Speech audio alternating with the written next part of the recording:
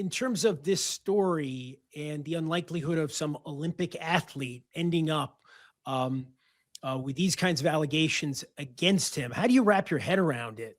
I mean, he is considered to be the biggest supplier of cocaine in Canada. And as Pierre said, $1 billion enterprise. As we read through these court records, there are truck shipments that have so much cocaine in them, they can't even fit all the cocaine that they want to transport through Los Angeles. And he's been wanted for a very, very long time, more than a decade. The Canadians caught him in an undercover investigation. This is all according to court records that Alyssa and I have been reading through, and this comes from the Canadian government. They did this big sting operation, and they caught him on camera talking about how he wanted to use ships to transport cocaine through the Caribbean and then up through Newfoundland in Canada, and then use semi trucks to move it into Toronto. And they were able to apprehend every person that was connected to that investigation except Ryan Wedding. So he's been at large for a decade. And as you go through these court records, it becomes very apparent that he moved his way up from being a courier, where he was caught in 2008. He was caught in 2008 moving 24 kilos in Los Angeles. And he went to prison for that for a short period of time here in the United States. And as soon as he got out, he gets caught doing this operation up in Canada on camera, but they don't actually catch him. And from there, he really builds out this empire, according to federal prosecutors, and people get killed along the way. The most intriguing time period in his life is that period between the 2002 Olympics and when he was arrested, especially between 2002 and 2008. We reached out to, from the beginning of this manhunt for him a year and a half ago, Tish and I reached out to many athletes on the Canadian team, former teammates, former coaches, people who were associated with the program, as well as athletes and support staff I'm assuming from there around might the have world. been a reluctance to talk about him. And no one was willing to speak to us on the record. But what we gleaned from those conversations, as well as Tisha was saying, multiple media reports from the time, he was known as an aggressive guy, a tough guy. Like Pierre said, he's 6'3". Even back then, he was a formidable man.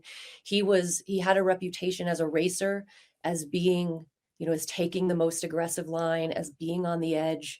In a sport like PGS, that is, as that's the difference between winning a race and just as likely, you're going to crash out. And Wedding had a reputation for both. And, you have to wonder how much of that personality he took off the snow with him as well. Yeah. So, we were talking about the conviction in 2010 from the crime that was committed in 2008 and just spending a year in prison. How does that happen? Is that, you mentioned that it was a short time to be incarcerated for that kind of a charge, Pierre, but how unusual is that? I mean, it was a lot of cocaine. It clearly was a trafficking situation. It wasn't a personal use or anything like that. It was kilos and kilos, right? So what do we know about how he got out so quickly? Do we know anything at this point? There's not a lot of detail, but if you look back at it, it's not that unusual sometimes, depending on the charge, whether you can get some time off for good behavior. Also, you have to realize that he was sentenced to 48 months in jail. And what I don't know yet is of the time from 2008 until the time that he actually was convicted and also sentenced to prison, how much of that time was he actually incarcerated?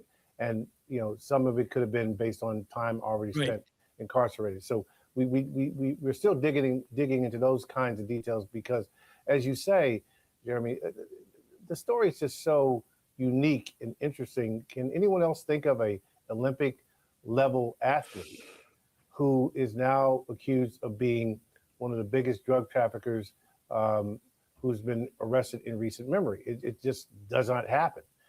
So I think there's a lot of work to be done in terms of trying to understand this man.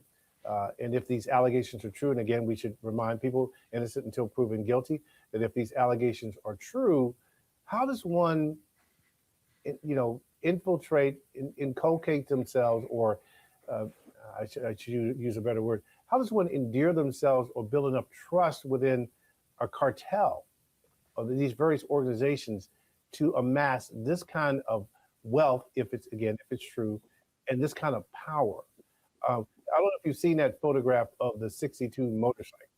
Yeah. That All those claim. Ducatis Right. and the Mercedes.